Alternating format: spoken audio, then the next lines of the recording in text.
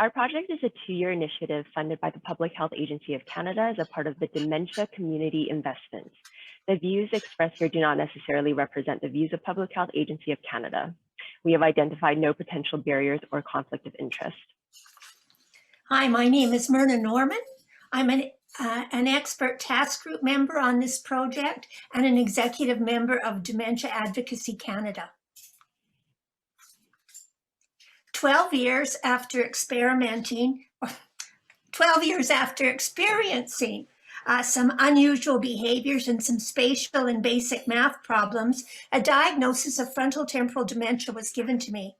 Like most people living with dementia, I don't fit into a rigid box of symptoms, but instead experience things like hallucinations, paranoia, some tremors, some memory loss, and all that impacts my everyday living and my loss of independence. It sucks.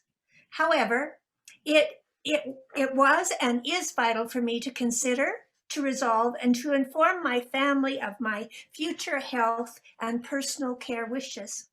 My late husband was not able to verbalize his terminal illness, nor was there any discussion regarding his wishes during our many trips to the hospital. Therefore, it was extremely difficult for our family to make decisions on his behalf, and often guilt was the overriding emotion. I don't want my family to have to go through that dreadful process. For this reason, I have done my advanced care planning and will continue to update my advanced care. Hi, everyone. My name is Kathy Shea, and I'm the project manager from BC Centre for Palliative Care. Today, we'll be sharing our learnings from our project on promoting engagement of people living with early stages of dementia and their family members and friends in advanced care planning through community-led interventions. So our learning objective for today is that by the end of this session, you will be able to describe the barriers and facilitating factors to engaging people living with early stages of dementia and their family members and friends in advanced care planning.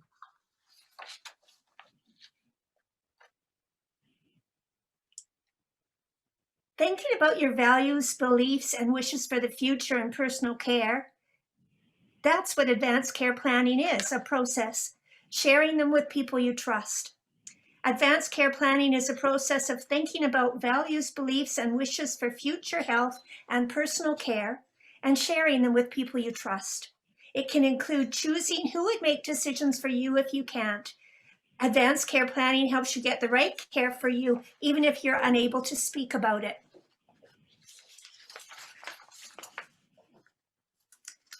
There is a misconception that a person living with dementia cannot make decisions about their care after the dementia has progressed. People with dementia are capable and have the mental capacity to make their own decisions about their dementia journey. Advanced care planning and support from the people they trust can help them prepare and stay involved in the decision-making process.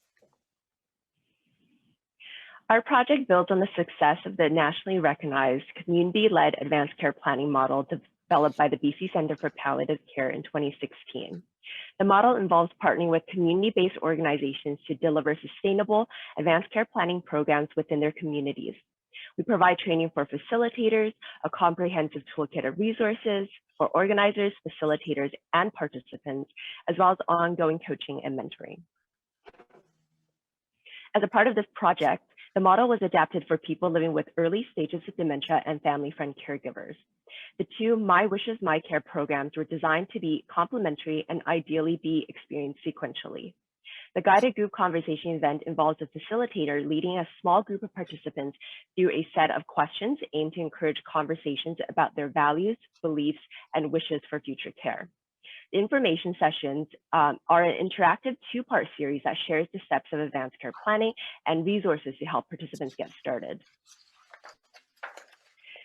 The project began in January 2020, where we conducted an environmental scan and interviews with community organizations and people with lived experience to identify barriers and facilitating factors to advanced care planning. The community-led model was then adapted using these learnings to best meet the needs of our target groups. We worked closely on this with a task group of experts and advisory committee. We are currently wrapping up the pilot phase of the project, where we partner with 4 community organizations to deliver the programs, and will soon be moving into the implementation phase in partnership with 10 more community organizations. Throughout this process, we have collected evaluation data to help us improve the programs and associated toolkits.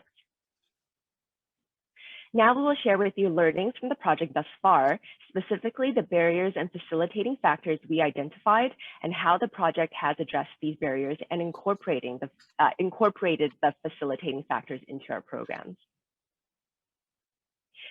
So to start off, for the facilitating factors, emphasizing conversations rather than the legal forms has been found to be the most effective way to engage people living with dementia in advanced care planning. It is also the most accessible way to do advanced care planning for many people. The interactive nature of both programs aims to model comfort in having these conversations. Storytelling has been incorporated into the design of the programs. The conversation event in itself is an opportunity for individuals to safely share their stories. In the information sessions, stories, videos, and letters are woven throughout the curriculum to complement the information shared. The programs provide a concrete, step-by-step approach to advanced care planning using BC Centre for Palliative Care's approach, think, talk, and plan. Thinking about what matters most to you and who would speak for you if you can't, talking about it with the people you trust, and preparing and sharing an advanced care plan. An overall lack of awareness and knowledge of advanced care planning is a shared barrier for people living with dementia and family caregivers. The programs were designed to ease participants into the advanced care planning first through the conversation event, then the information session. To address stigma associated with dementia, the programs were designed to engage individuals at varying levels of awareness and readiness to accept their diagnosis. The focus of the programs is on advanced care planning and living well with dementia, rather than on the progression of dementia and end of life. Through piloting the interventions, we learned that special attention should be paid to terminology. Originally, we promoted the programs as events for people living with early stages of dementia. This terminology was a barrier in a small rural community where people do not wish to publicly identify themselves. Because of this, we adjusted the terminology to people experiencing memory loss and early symptoms of dementia, which has been successful in increasing engagement. Difficulties in initiating advanced care planning conversations is another common barrier. The guided conversation event was developed to normalize conversations about health, healthcare wishes, personal care wishes, and end of life in a safe, inclusive environment. The information sessions provide helpful tips and conversation starters. To address the lack of supports for people living with dementia, all participants are given materials and resources to support every step of the advanced care planning process, including creating an advanced care plan and completing legal forms. Partnering with community organizations ensures that there can be a continuity in the support participants receive before and after the programs.